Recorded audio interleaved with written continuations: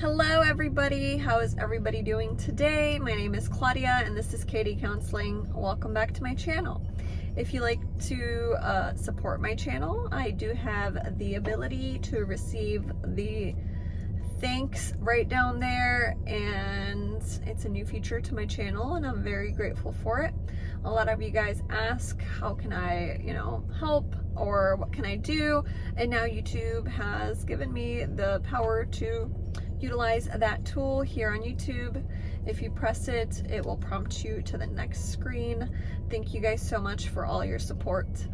So today I would like to get started with, if I were to intern now, interview questions, what to look for, what to ask, how to behave, what to do, what not to do, right?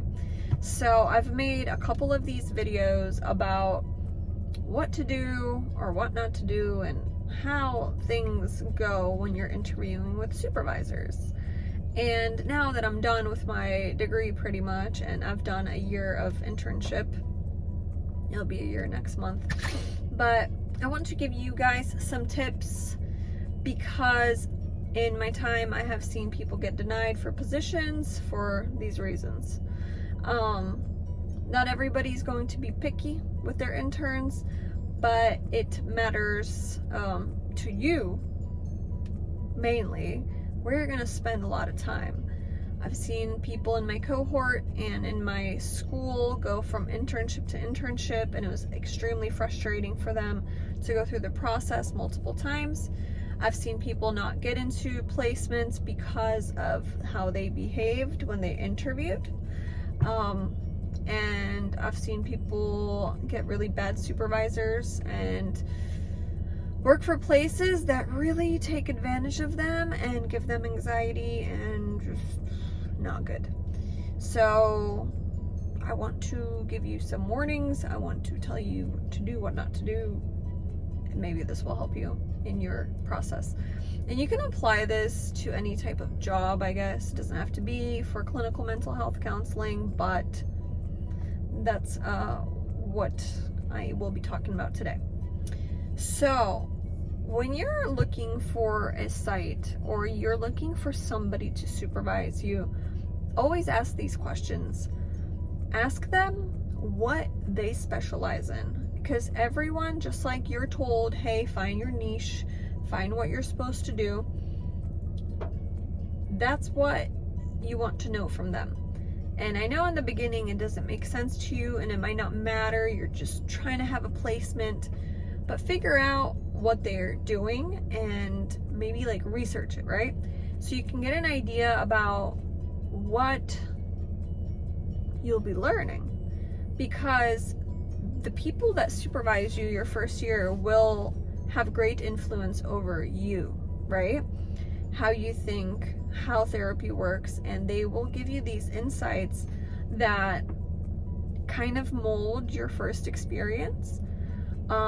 With my experience, my supervisors work with trauma, they work with substance abuse, but they have different views of how the psychology all comes together. And I'm going to be honest with you guys, you're not always going to agree with your supervisor. You're not. So it doesn't have to be 100% match, but make sure you ask the right questions, because I'll give you an example. I like doing inner child work. I like cognitive behavioral therapy. I like when people change their mind about things and see things differently. I like working with DBT, where they're doing CBT, but it's in the moment, you're being mindful. I like doing solution-focused therapy because I like to name the problem and come up with the solution. I like working with, so let's say that's what I like working with, and I believe in that. And I've had people, and there's different people and supervisors and things where you'll be like, yeah, I really believe, let's say the inner child work, I like to connect my clients to when, let's say the trauma happened, let's say it happened when they were 15, I like to walk the client through and think about the time when they were 15, and as an adult now, what would they say to themselves when they were 15? How would you today talk to yourself, you know? And in that type of role play, they would be like, okay, I'm here to take care of you. You don't have to worry anymore. I got you. And there'll be certain therapists that will be like, no, I don't do that. I don't believe in that. I don't think there's any value in that. And they'll just kind of discourage you from the things that you think could work. And again, these type of tools will not work with everybody, or even like the open chair technique where you're role playing that, or there's a lot of motivational interviewing. There's a lot of tools that I use, you know, hey, how are you feeling today? Good. And I'll be like, okay, from 0 to 10, how are you feeling? I'm feeling a 6. And then you ask them, how would it feel to be a 7? And then you ask them, why not a 5? And there's different tools like this, and certain supervisors will tell you, oh, it's bullshit. Like, I don't use that. But when you're a young clinician, these things really help, because you'll have ways to really get through certain situations with tools that are very beneficial. So keep learning your tools, but also try to find somebody you vibe with, so they're able to explain things to you and that you're able to practice skills that kind of jive with your flow and the way that you want to do therapy, right? Some people might not like Freud. They might not believe in anything that he had going on. So just ask these kind of questions, even though you don't know your style. You guys know those quizzes we take? The ones that will tell you your orientation. We had to do those quizzes in one of my first classes, and it's pretty true.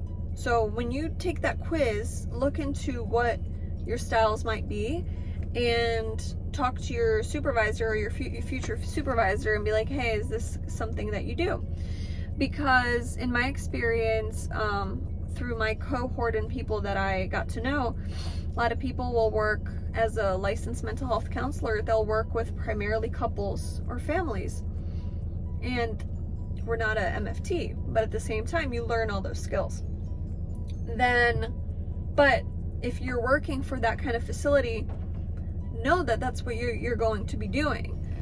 Because they might be like, yeah, we'll take you for internship, but you would rather, like, I do groups and I do individual therapy.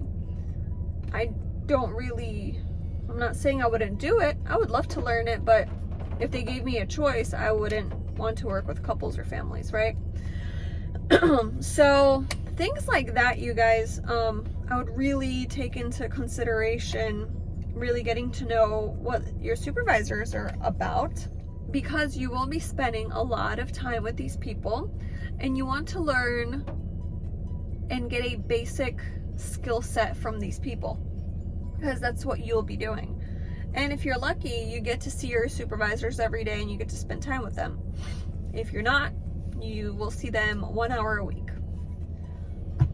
All right, so now let's talk about the people I've seen get rejected from supervisors.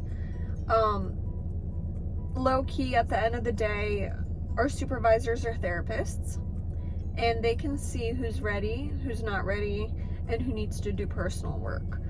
So if you're in this profession and you're struggling with something or you're going through a tough time, I would recommend getting your own therapist. So when you're in school, you're not bringing on more things that you may not be able to handle, and you're processing through your day-to-day in therapy.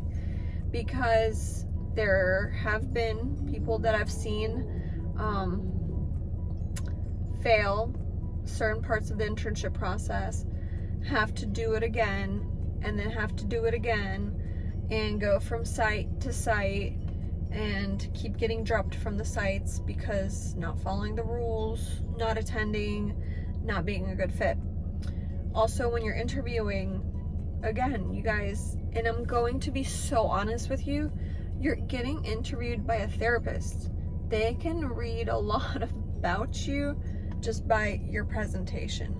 That's what we are taught to do, and it's not in a malicious way, but working with certain groups and categories of patients, clients, whatever you want to, whatever kind of label you want to use.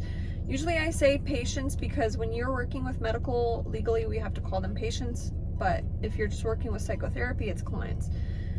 There will be places, and this is my opinion only, okay? My opinion only. There's certain places where higher skilled interns, aka people that have their shit together more, that are, how am I going to say this, not more ready for the process, but have done their work, would do better in. And then I would say there are other type of students that I've seen where they are good in school, but they do need more work on themselves before they're able to fully embody the clinician role. And that doesn't mean that they will not have a placement, but from my experience, from what I've seen, is there's different places where supervisors will allow you to work with clients. Because if you don't have your things figured out and you're processing through something, there can be a lot of transference and you could do more harm to the client than good. So I would just suggest doing your own work before you get into internship, because you will be exposed to everything from trauma to abuse to you name it, all the disorders. And there's a lot of things that people bring up, there's a lot of things that happen, there's a lot of disclosures that the clients will talk to you about.